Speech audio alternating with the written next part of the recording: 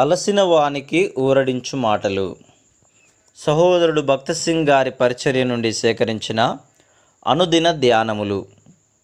మేము శరీర ప్రకారము యుద్ధము చేయము. 2 కొరింథీ 10వ అధ్యాయము 3వ వచనము.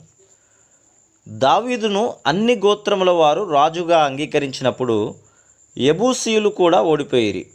అయినను కొందరు ఫిలిస్తీయులు దావీదు అధికారము కిందకు వచ్చుటకు నిరాకరించిరి. 2 సమూయేలు 5వ అధ్యాయము 17-18 వచనములు. దావీదు సౌలు చేత తరమబడి అదుల్లాము గుహలో దాగుకొనినప్పుడు ఎక్కడికైనాను వెళ్ళక మునుపు దేవుణ్ణి అడిగి ఆయన సలహాను తీసుకొనుటను నేర్చుకొని ఉన్నాడు. దావీదు, నేను ఫిలిస్తీయులకు ఎదురుగా పోయేదనా, వారిని నా చేతికి అప్పగింతువా అని యెహోవా యొద్ద విచారించినప్పుడు, పొమ్ము, నిస్సందేహముగా వారిని నీ చేతికి అప్పగించుదునని యెహోవా సెలవిచ్చెను. 2 సమూయేలు 5వ అధ్యాయము 19వ వచనము. ఫిలిస్తీయులు తన మీదకు వచ్చినప్పుడు దేవుని నడిపింపు ద్వారా దావీదు వారిని ఓడించెను. ఇంకా కొంతమంది ఫిలిస్తీయులు అతని పైకి వచ్చిరి. 22వ వచనములో, ఆ విధముగా మన మానవ స్వభావము యేసుక్రీస్తు ప్రభు యొక్క శిరస్సత్వమునకు ప్రభుత్వమునకు ఎలాగూ ఎదురు తిరుగునో మనము చూడగలము. ఒక విషయంలో నీవు ఆయన శిరస్సత్వము కిందకు వచ్చి ఉండవచ్చును, కానీ మిగిలిన విషయంలో రాలేదు.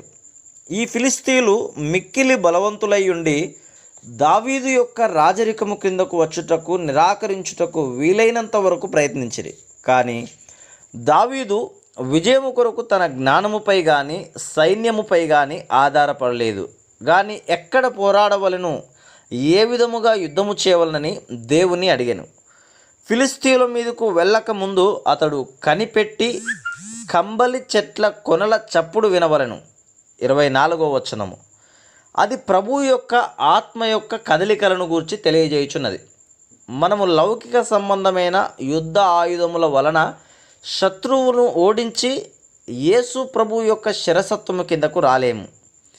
ఆత్మ సంబంధమైన యుద్ధోపకరణముల చేతనే శత్రువును ఓడించగలము. మా యుద్ధోపకరణములు శరీర సంబంధమైనవి కాదు, కానీ దేవుని ఎదుట దుర్గములను పడద్రోయజాలినంత బలము గలవై ఉన్నవి. మేము వితర్కములను, దేవుని గూర్చిన జ్ఞానమును అడ్డగించు ప్రతి ఆటంకమును పడద్రోసి ప్రతి ఆలోచనను క్రీస్తుకు లోబడినట్లు చెరపట్టి అని 2 కొరింథీ 10:4-5 వచనంలో రాయబడి ఉన్నది. శత్రువును ఓడించుటకు అదొక్కటే మార్గం. యేసు క్రీస్తు ప్రభు యొక్క శిరస్సత్వము క్రింద, రాజరికం క్రింద ఎడతెగక ఉండుటకును ఇదియే మార్గము.